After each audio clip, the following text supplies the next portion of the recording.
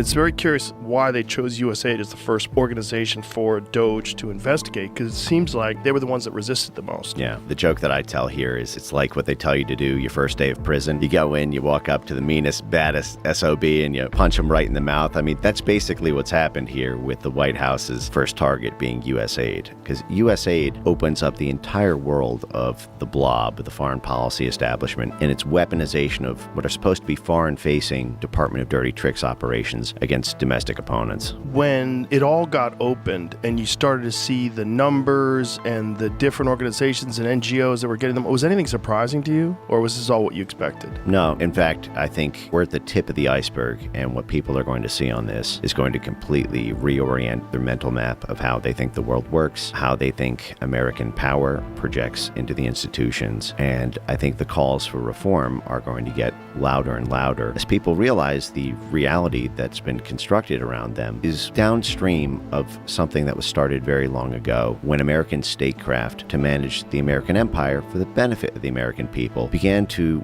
warp and distort every institution in American life, from the media to now the social media companies to the unions to the universities and academics to the NGOs and think tanks to the prosecutors to our conception of terrorism to our conception of activity in the drug trade to what we're really doing with public health programs and the medical establishment and what drives that, all the way into poverty relief and you name it. I mean, every institution is instrumentalized by this apparatus, supposedly to help us. This has been done in U.S. history before. This happened against the left, against the Democrats in the 1960s and 70s when the CIA and to an extent its sister orgs like USAID and whatnot were pumping money into domestic politics to stop the anti-Vietnam War movement. And this led to the reforms of the late 1970s, the Church Committee hearing, the Pike Committee hearing, the establishment of a Senate Intelligence Committee and House Intelligence Committee for oversight. But even that was a very small glimpse into the window. The analogy I give here is like The Lion, the Witch, and the Wardrobe, you know, the Chronicles of Narnia, where there's this whole cinematic universe. You're living in this house, and there's this closet in the back of a wardrobe, and if you never walk through it, you never see that whole world. You can live your whole life without seeing it. But when you open that door and you step into it, you see there's an entire other universe here that's been right next to you this whole time.